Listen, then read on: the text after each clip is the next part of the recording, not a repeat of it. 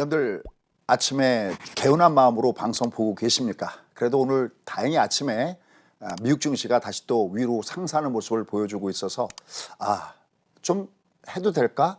좀 더 내가 수익을 좀 올려도 될까? 이렇게 또 마음을 먹고 있는 반면에 또 TV를 틀면 계속 TV에서 나오는 것은 바로 확진자 수 증가 얘기, 그다음에 사회적 거리두기를 좀 더 고강도로 올린다는 얘기, 아마 이런 얘기들이 아주 굉장히 여러분들의 투자 마인드를 어지럽히고 있습니다. 자, 그래서 오늘은 토픽을 어떻게 잡았느냐. 과연 2차 팬데믹 현상이 오는 이 상황, 어쩌면 2.5단계에서 3단계로 올라갈지도 모르는, 사실은 어쩌면 3단계로 그냥 일반적이었으면 갈 수도 있었겠죠. 근데 워낙 자영업자를 중심이어서 경기 전반에 미치는 악영향 때문에 결국은 그 중간이 2.5단계를 선택한 것 같습니다. 이렇게 2차 팬데믹 현상이 오고 있는데 과연 시장 어떻게 될까? 멀쩡할까? 아니면 망가질까? 아마 이 부분에 대해서 아마 여러분들은 상당히 고민이 많으실 겁니다. 그래서 오늘은 이 부분을 한번 제가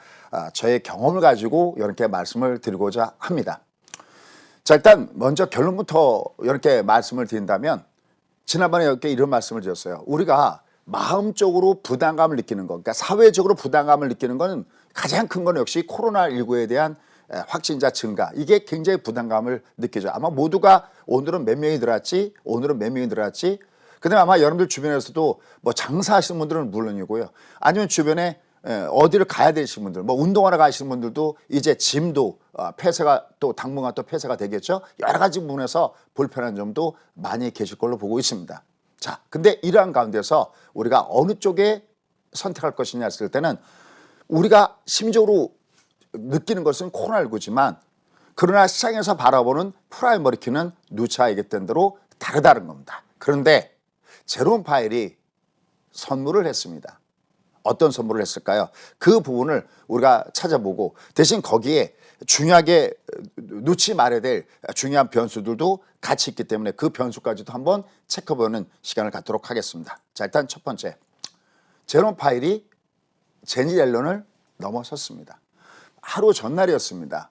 그러니까 잭슨 홀 미팅이 있기 하루 전에 이렇게 점심 방송을 통해서 한국경제 TV를 통해서 제가 그래프 하나를 보여드렸습니다. 만약에 제롬 파웰이 계속해서 기자회견할 때마다 자꾸만 우리가 원치 않는, 시장이 원치 않는 말 실수를 자주 하기 때문에 안심할 수는 없지만 아마 제롬 파웰도 알 것이다. 무엇을? 제니 앨런과 같은 실수를 하면 안 되는 것을. 저는 개인적으로 제니 앨런을 굉장히 좋아한다고 그랬죠. 그 이유 뒤에서 한번 말씀을 좀 드릴게요. 그건 어떤 거냐면, 이번에 제롬 파웰이, 우리가 보통 연준은 두 가지를 타겟팅을 합니다. 하나는 인플레이 타겟팅, 다시 말해서 고용이 매우 중요하고요. 또 하나는 인플레이션 타겟팅, 소위 물가를 중심으로 합니다. 여러분들 우리가 중앙은행은 왜 생겼다고 생각하십니까? 우리가 보통 경기를 부양하는 쪽은 정부이고요. 거기에 적절하게 속도를 조절하고 고삐를 조여주는 것이 어떤 역할이냐면 사실은 중앙은행 역할입니다. 그래서 정부와 중앙은행은 그토록 분리를 얘기하는 거고, 중앙은행의 가장 큰 설립 목적은 사실은 경기 쪽에 있기보다는 물가 안정에 있다라고 봐도 과언은 아닙니다. 그런데 요 근래에 자주 나오게 된 것이 에버리지. 제가 이렇게 쭉 보면서 요 근래 에버리지 인플레이션 타겟팅하는 단어는 굉장히 생소하게 느낄 정도입니다. 자, 그럼 이것이 과연 무엇일까요? 라는 겁니다. 이건 뭐냐면은, 원래는 소위 얘기해서 물가가 2% 이상 올라가면 중앙은행의 가장 기본적인 목적은 물가 안정에 있기 때문에 결국 2%만 넘어가면 자동으로 금리를 올릴 가능성에 모든 체제들이 이미 대비를 해줘야 됩니다. 근데 에버리지라는 개념은 어떤 개념이냐면, 평균 2%를 넘어가느냐 안 넘어가느냐를 보겠다는 겁니다. 근데 한번 생각해 보십시오. 그동안에 물가가 어땠나요? 굉장히 저물가 상태였었죠. 인플레 쪽보다는 오히려 경기가 안 좋으면서 디플레 쪽에 가까웠죠. 쉽게 얘기하면, 만약에 금리가 1%대에 놓여졌었다, 상당간 1%대 놓여졌다라면은, 금리는 물가가 1%대 놓여졌다면은 인플레이션이 만약에 3%대가 왔을 때, 그래야 1%, 3% 해갖고 2%가 되는 거죠. 쉽게 해서 1%대가 1년 동안 있었다? 그러면 3%대가 1년 동안 있어도 금리를 올리지 않을 수 있다는 것이 쉽게 하면 평균 물가 목표제다라는 겁니다. 근데 여기 중요한 것이 있습니다. 그것이 뭐냐면, 이게 제롬 파웰 혼자서 단독으로 결정된 게 아니라는 겁니다. 현재 연준 위원들이 17명이 전원 만장일치로 해서 바로 이 물가 목표 전략을 소위 유연한 형태로 바꿨다는 것이 하나의 맥점이다라는 겁니다. 이건 어떤 개념이냐면, 그러면 당분간 원래 아까도 했지만 중앙은행의 가장 큰 목적은 물가 안정이 있는데, 그러면 당분간은 연준은 뭐를 우선으로 하겠다는 겁니까? 그렇습니다. 아까 얘기했던 대로 고용과 물가, 소위 경기와 물가 중에서 당분간 물가가 상대적으로 위로 나가서 인플레에 대한 조짐이 있다 하더라도 당분간 물가 쪽보다는 경기 쪽을 우선시하겠다는 것을 역시 표명한 것이 바로 이 내용이다라고 보시면 됩니다. 여러분 이미 이 앞에 말씀드렸죠. 지금 물가가 아시아피 조금씩 인플레이션에 대한 조짐을 보여주고 있습니다. 예전에 2008년도에 돈을 풀었을 때는 누차 했던 대로 월가에다가 돈을 뿌렸다 했습니다. 그러니까 돈을 뿌렸어도 벤 버냉키 시절에는 금융권에다가 돈을 뿌렸기 때문에 이거는 인플레이션을 자극하지 않았습니다. 더 정확하게 한다면 돈을 뿌렸어도 그것은 시중에 뿌린 것이 아니라 은행이 킵하고 있으면서 만에 하나라도 금융시장이 위태로워서 만에 하나라도 예금을 찾아왔을 때 얼마든지 당신의 예금은 안전합니다 하는 소위 뱅크런을 막기 위한 조치로서 벤 버냉키는 소위 금융권에다가 돈을 갖다가 넣은 것이죠. 실제로 시중에 뿌린 돈은 많지가 않습니다. 그래서 그때는 인플레이션이 굉장히 더디가 왔습니다. 근데 지금은 어떨까요? 지금은 그때랑은 다릅니다. 달라도 아주 다릅니다. 여러분들 우리도 지금 재난지원금들 받고 있고 또 추가적으로 나올지도 모른다는 얘기하고 있죠. 미국도 주긴 주는데 얼마를 줄 것인가 갖고 지금 현재 싸우고 있을 정도니까 분명히 돈은 더욱더 뿌릴 수도 없겠고, 특히 M2 중과에는 역대 최고를 기록하고 있다는 말씀을 드렸습니다. 그러니까 인플레이션이 안 온다면 그건 오히려 이상한 것이죠. 근데 그게 얼마나 올라왔느냐. 생산자 물가지수, 특히 CPI, 소비자 물가지수가 0.6%입니다. 0.6%를 연율로 따지면 7.2%나 되는 겁니다. 어마어마한 거죠. 바로 연준은 여기에 주목을 하고 있는 겁니다. 그러면 물가가 올라갔을 때 지금 분명히 고용도 안 좋고 분명히 경기도 안 좋은데 물가가 2% 올라갔다고 해서 금세 만약에 금리를, 금융정책을 만약에 긴축 쪽으로 가면 어떻게 될까요? 이미 벤 버냉키 시절에 우리는 경험했죠. 2013년도에 벤 버냉키가 소위 여러분들 알다시피 이 금리 인상과 맞물리면서 금융 긴축 쪽으로 간다고 그럴 때 긴축 발작이 일으켰던 것을 아마 여러분들은 아실 겁니다. 그랑 똑같은 상황이 발생되면 안 되는 거죠. 그러니까 제니 옐런은 결국은 물가 쪽보다는 본인의 임무보다는 경기 쪽을 선택했다라고 보는 것이 맞다라는 겁니다. 그래서 당분간은 물가가 2% 이상 위로 올라가더라도 당분간은 금리를 올리지 않는다는 겁니다. 그럼 만약에 이번에 제니 옐런이 완화 쪽이 아니라 만약 금융 긴축에 대한 어떤 얘기들, 아까 말씀드린 대로 2013년도에 테이퍼링과 같은 그러한 얘기가 만약에 조금이라도 흘러나왔다면, 또 실제적으로 우리가 연준의 대체제자표의 얘기를 많이 하는데 자산 축소라든지 이런 것으로 이어지는 어떤 조치들이 조금이라도 나왔다면 시장은 어떻게 됐을까요? 그렇습니다. 이렇게 자주 말씀드린 대로 2015년 12월 바로 제닛 옐런의 실수와 같은 일이 반복될 가능성이 있다는 겁니다. 그런데도 왜 제가 제닛 옐런을 상당히 좋아하는지 한번 그래프를 보시면 알게 될 겁니다. 지금 여러분들이 화면에 보시는 그래프가 바로 2015년도 12월 달에 미국이 금리를 올렸을 때, 그러니까 처음으로 2008년도에 제로금리였다가 7년 만에 처음으로 그것도 베이비 스텝 0.25를 올렸는데 시장은 어떻게 되느냐. 전 세계 증시가 미니멈 10%, 많게는 20%가 밑으로 내리꽂았습니다. 특히 이때 제 기억에 남는 것은 뭐냐면 보통 미국 증시를 다른 나라 증시는 그대로 따라가더라도 보통 중국 증시는 나홀로 별도로 움직일 때가 많았습니다. 근데 저 때는 미국이고 중국이고 유럽이고 우리나라는 얘기할 것도 없고요. 유럽, 독일, 전 세계 증시가 대폭락을 가져왔던 것이죠. 그냥 딱 한 번 금리 0.25 올렸을 뿐인데, 자 그러면 왜 제니 옐런은 2015년도에 왜 저런 일을 했을까요? 폴리티컬 사이클이라는 것이 있습니다. 폴리티컬 사이클이라는 것은 미국의 대선 주기 사이클과 미국의 금융 사이클이 비례해서 움직이고 그것은 결국은 전 세계 금융시장과 경기를 자극한다는 것이 바로 폴리티컬 사이클입니다. 그러니까 보통 미국의 대통령은 대통령 1기 때는 소위 돈 풀기 정책을 어마어마하게 씁니다. 그런데 1기 때 돈을 풀었던 그 돈은 반드시 2기 때는 어느 정도 걷어 드립니다. 그래야 다음 대통령이 왔을 때 다시 유연하게 돈을 풀고 줄이면서 경제 선순환 구조로 가져갈 수 있었던 것이죠. 근데 바로 2000년도에 아들 부시 대통령이 있었죠. 그때 뭐가 나탔습니까? 바로 IT 버블, 그다음에 9.11 테러 다 나왔었죠. 그 앞에. 그러니까 상당히 모든 경기가 어려졌습니다. 그때 크리스폰 의장은 어마어마하게 소위 저금리 정책을 중심으로 해서 이른바 시중에 돈 풀기 정책에 나섰던 부분이 있었다라고도 얘기할 수 있습니다. 과거의 역사를 보면 우리가 미래의 해답을 느낄 수가 있는 거죠. 오바마 대통령도 마찬가지죠. 오바마 대통령 때 여러분 아시다시피 이 앞에 아들 부시 대통령이 앞서 얘기했던 대로 9.11 테러나 이런 부분들을 통해서 굉장히 어렸을 때 돈 풀기 정책을 굉장히 구사했던 부분이 있었습니다. 근데 결국은 뒤에 어떻게 했습니까? 돈 풀기 정책을 줄어드는 과정에서 너무 늦게 하는 바람에 버블이 터졌죠. 또 우리가 얘기하는 오바마 대통령 때 어떤 부분이 있었는지 아마 여러분 생각해 보신다면은 이 모든 스토리들을 알 수 있을 겁니다. 바로 이 부시 대통령의 그 부분들, 아들 부시 대통령 때 2008년 때 리먼 사태가 밑으로 빵 하고 터진 것도 바로 그런 버블이 터지게 된 부분이 있었다는 겁니다. 근데 바로 여기 보시면 2015년도 10월 달에 금리를 올리니까 주가가 대폭나고 전체 금시장이 붕괴되기 이르렀습니다. 이때 바로 제넬런이 과감하게 선택합니다.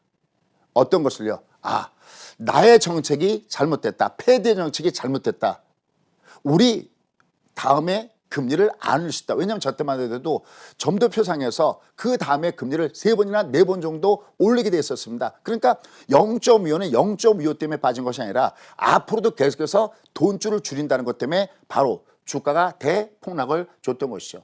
근데 저럴 수밖에 없었다라는 말씀을 여러분께 드렸습니다. 왜냐하면 아까 얘기했던 대로 대통령 2기 때 항상 돈을 줄이게끔 됐습니다. 그러면 오바마 대통령이 아시다시피 2008년 이후에 2009년부터 대통령을 시작했죠.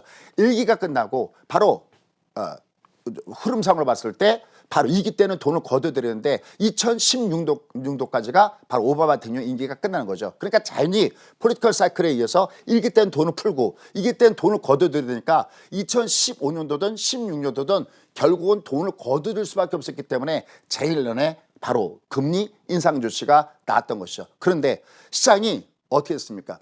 우리가 이런 게 있습니다. 지금 모든 것이 모를 때 그걸 밑에서 하부에서 받쳐주는 것이 막강한 유동성이거든요. 그러면 그 유동성에서 금리를 올린다는 것은 일정한 받치고 있는 하나의 주축들을 빼는 겁니다. 그러면 금리라는 저금리를 통해서 주축들을 뺐을 때 그걸 대신 받아줘야 되는 것이 뭐냐면 바로 그것이 경기거든요. 근데 저때 주가 급락을 주는 것을 보고 이것은 아직까지 경기라는 것이 주축들 역할을 못하는구나. 그래서 결국 저기서 항복선을 하게 됩니다. 즉 아닐 때는 아니다. 잘못했을 때는 잘못했다고 얘기하는 제닐런의 저 태도를 보고 상당히 많이 느꼈습니다. 완전하게 저 때 말 그대로 이 앞에 2015년도 12월 달에 금리 올린 것이 완전히 잘못됐던 것을 인정한다는 겁니다. 그래서 금융정책을 완화로 선했습니다. 그 다음부터 어떻게 됐습니까? 주가는 승승장구 위로 올라가게 됐었고요. 또 하나 중요한 것은 2016년도 12월입니다. 그로부터 1년 후에 금리를 올렸을 때 어떻게 됐을까요? 그 그래프 한번 보시기 바랍니다. 그때는 주가가 잠잠합니다. 무슨 의미입니까? 그러니까 싱크홀 현상이 안 생긴 거죠. 밑에서 결국 금리라는 놈이 박혔던 그것을 뺐을 때 제대로 경기라는 것이 받치고 있었다라는 부분입니다. 그래서 이번에 2015년도 12월과 같은 꼴을 당하지 않았다는 것은 어떤 거냐면 누구나가 봐도 아마 제롬 파월이나 그 누가 아마 패드 의장이었어도 이번에는 금융 완화책을 그대로 이어갈 수밖에 없다는 거죠. 다만 이것을 어떻게 이어갈 것이냐. 물론 아까 17명이 전원 다 동의했다는 얘기는 뭐냐면 이미 사전에 그에 대한 얘기했었고 또 평균 물가 안정제를 체크한다는 것도 이미 시장은 어느 정도는 알고 있었지만 직접 연준 의장의 입을 통해서 해야 되니까 시장은 안심하게 듣던 것이고 그 여파가 오늘까지도 이어졌다라고 보시면 되겠습니다. 자, 그러면 과연 시장은 도대체 어디로 가는가? 이게 굉장히 중요합니다. 여러분들 시장은 어디로 가는 것 같습니까? 결론부터 얘기하죠. 시장은 정확하게 버블로 가고 있다. 버블로 갈 수밖에 없다라는 것을 여러분께 말씀을 드립니다. 자, 그러면 도대체 그 증거를 대봐라. 그래서 주요국 미국과 일본과 일본과 미국 여기를 중심해서 한번 이렇게 말씀드리도록 하겠습니다. 일본이 버블이 형성됐던 시기가 있었습니다. 일본이 굉장히 잘 나가던 시절이 언제 시절이냐면 1980년대였었습니다. 그건 왜 그러냐면 1973년도와 79년도에 오일 쇼크가 나타났습니다. 오일 쇼크라는 것은 우리가 보통 인플레이션이 나타났을 때 긍정적인 인플레이션이 있습니다. 다시 말씀드려서 소비가 늘어서 경기가 제대로 돌아가서 나타나는 인플레이션은 좋은 인플레이션입니다. 우리가 왜 콜레스테롤도 몸에 좋은 콜레스테롤이 있고 몸에 나쁜 콜레스테롤이 있지 않습니까? 마찬가지입니다. 인플레에서 다 나쁜 게 아니라 나쁜 것도 있고 좋은 것이 있습니다. 좋은 것이 뭐냐면 수요 인플레이션입니다. 즉 소비가 늘어서 수요가 늘어서 나타나는 인플레이션. 그런데 73년도 79년도 오일 쇼크의 저 인플레이션은 나쁜 인플레이션, 소위 비용 인플레다라고 합니다. 기업체들이 어떤 물건을 생산할 때 비용이 높아지죠. 그러면 단가도 높아지죠. 그런데 비용 인플레 때 나타나는 현상이 있습니다. 그것은 뭐냐면 경제는 안 좋은데 물가는 올라갑니다. 그죠? 바로 그것을 스태그플레이션이다라고 얘기를 합니다. 결국 그러니까 굉장히 안 좋은 상태가 굉장히 지속이 됩니다. 바로 저 때 미국 대통령 누군지 아시죠?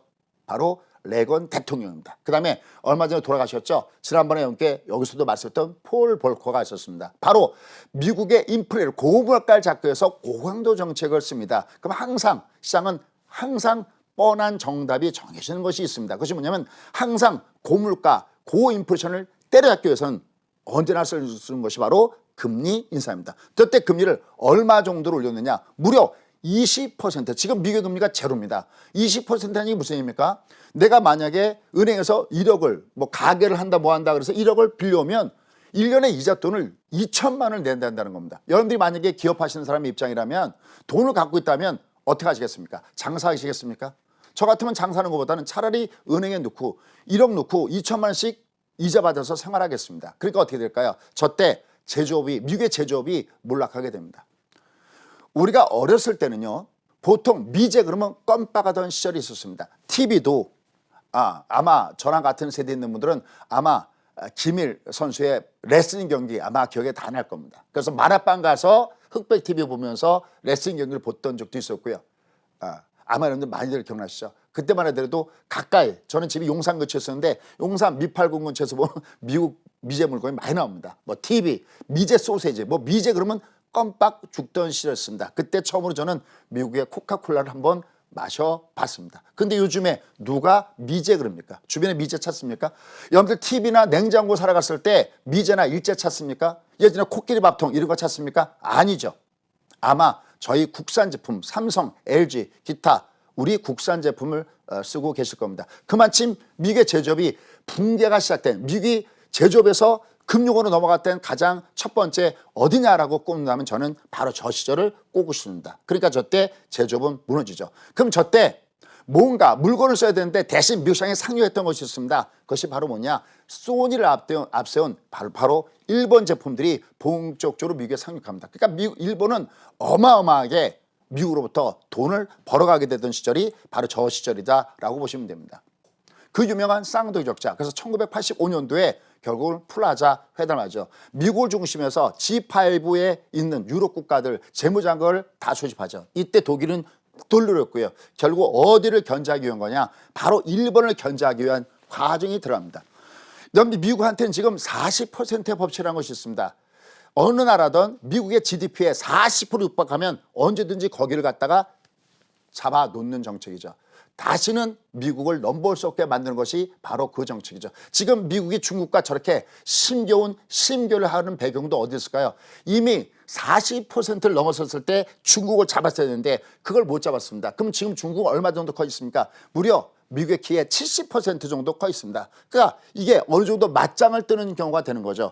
바로 저 때 일본의 GDP가 대략 미국의 40%를 두르게 되자 미국은 드디어 일본을 잡게 이르고 나중에 소위 양털깎이까지 들어가는 상황이 발생이 됩니다. 이때 엔고 정책으로 들어갑니다.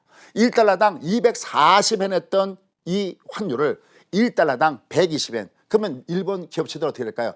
1달러를 벌으면 240엔을 벌 수가 있었는데 엔고가 되면서 1달러 벌어왔을 때 얼마밖에는 120엔밖에 안 되죠. 저때 바로 우리나라의 삼성전자를 중심으로 한 우리나라 경제가 어떻게 보면 혜택을 받는 시절도 바로 저 시절이다라고 보시면 됩니다. 그러니까 어마어마하게 타격을 받습니다. 여기서 중요한 몇 점. 저렇게 다시 위기가 딱 터지면 어느 나라든 돈을 풉니다.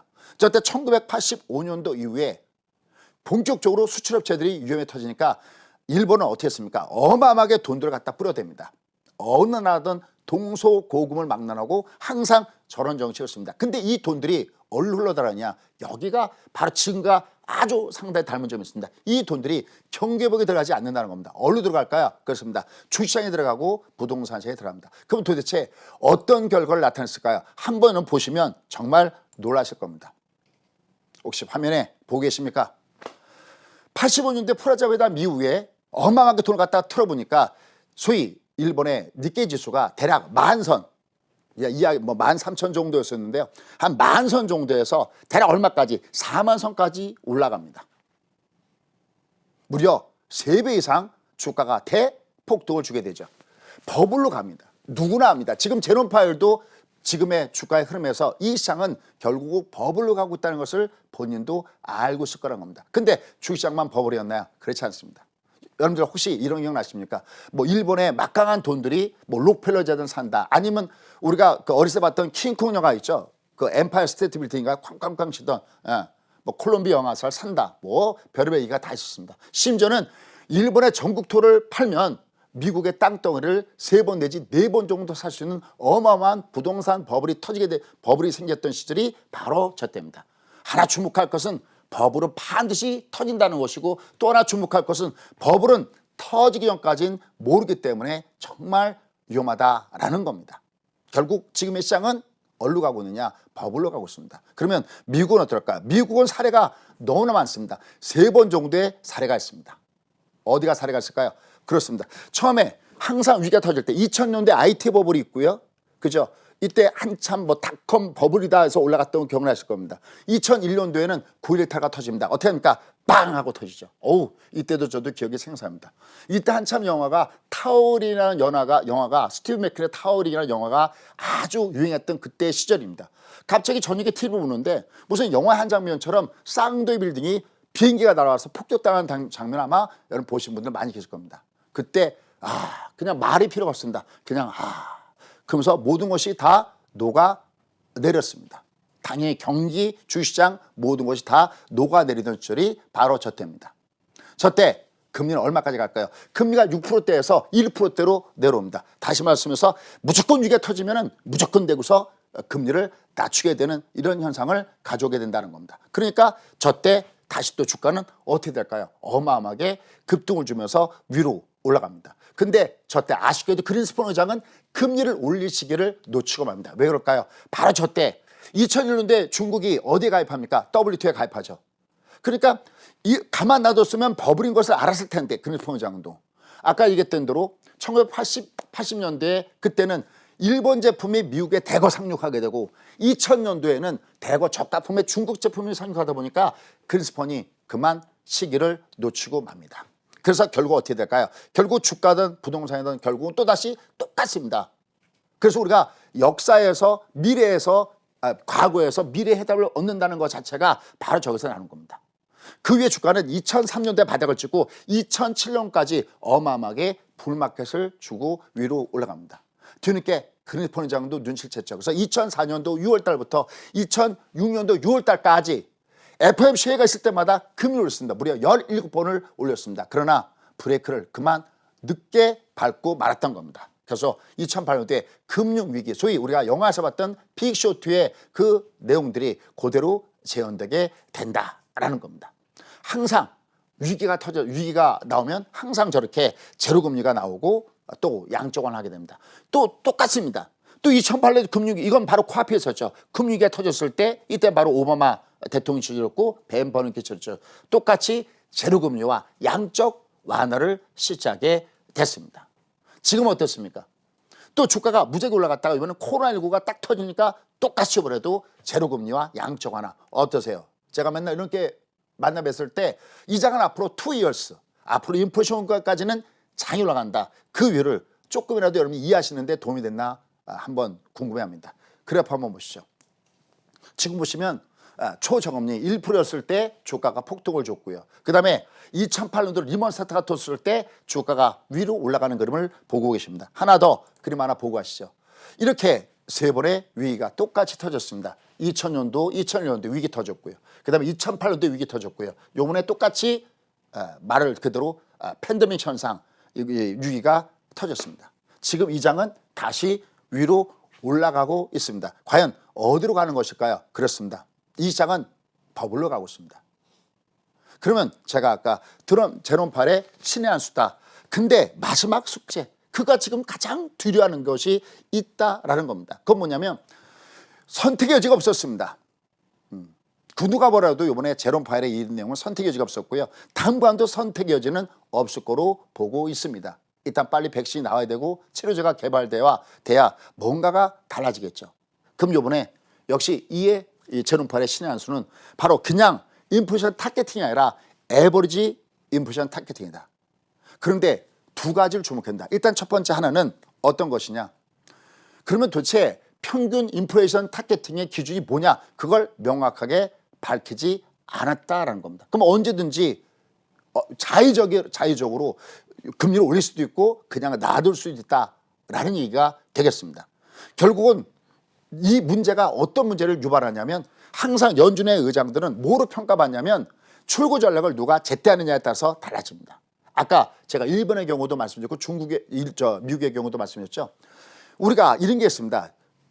여러분들 요새는 자동차 운전면허를 딸 때 어떻게 딸지 모르겠지만 저희 같은 시절에 만약에 정선이 있으면 정선을 넘어가면 당연히 불합격이죠. 왜냐하면 사람을 치인 거니까요. 이 정선을 넘어간 것이 뭐냐면 바로 2008년대 빅쇼트 사건 크리스퍼 의장 때 이걸 정선을 넘어가서 브레이크를 밟았기 때문에 불합격 이렇게 맞은 겁니다.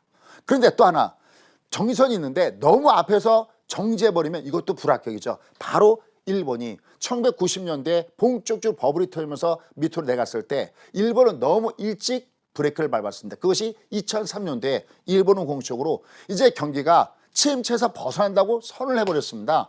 어떻게 됐을까요?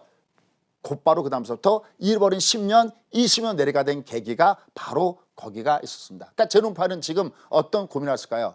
브레이크를 너무 일찍 밟아버리면 일본 꼴 나는 거고요. 너무 늦게 밟아버리면 제롬 파웰이 그린스폰 꼴이 나는 겁니다.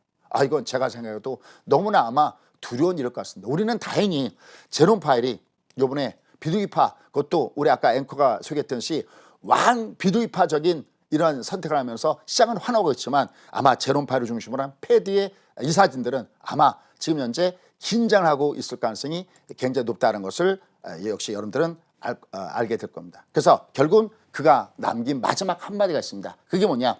물가가 과도하게 과열될 경우에는 주저없이 대응한다. 바로 저 마지막 한마디 남긴 저 이유가 누구처럼 되고 싶지 않다. 그린스폰 의장처럼 되고 싶지 않다는 겁니다. 자, 그러면 결론으로 가겠습니다. 여러분 이제 일요일부터 2.5 고강도 거리두기에 들어갑니다. 또 더 심각할 때는 3단계 거리두기에 고강도의 정책이 나올 것이 없습니다. 투자심도 굉장히 어려울 거로 보고 있습니다.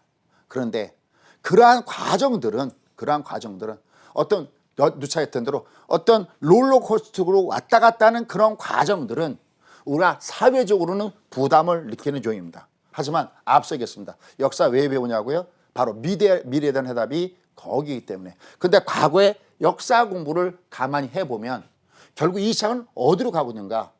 결국은 이 시장은 버블을 향해서 가고 있습니다. 처음에 요번에 3월 달에 2020년 3월 달에 주가 올라갈 때는 겁이 나서 아마 여러분들 매매 못 하셨을 거죠. 근데 어느 정도 올라가니까 온통 너튜브에 데서 얘는 올라갈 이유가 안 된다. 또 한 번에 폭락이 온다. 물론 얘는 차트상으로 보더라도 한 번 올라가다 보면 내려가끔 돼 있습니다. 그것도 심하게 한 번씩은 내려가끔 돼 있습니다. 그러나 그 내려가게 되더라도 그것이 나뭇잎이 흔들리는 것인지 줄기가 흔들리는 것인지 가지가 꺾이는 것인지 아니면 뿌리채 뽑히는 것인지 이걸 봐야 됩니다. 그러나 이 뿌리는 가장 기본적인 근간은 저금리를 토대로 해서 움직였던 부분이고요. 이 장은 항상 말씀만 인플레이션 오기 전까지 이 유동성을 축소하기 전까지는 오히려 그런 악재가 나올 때마다 저점에서는 주가가 자꾸만 들어주는 그런 과정이 나타난다는 것을 한번 빅픽처 그림으로 가져가 보시면 어떨까요?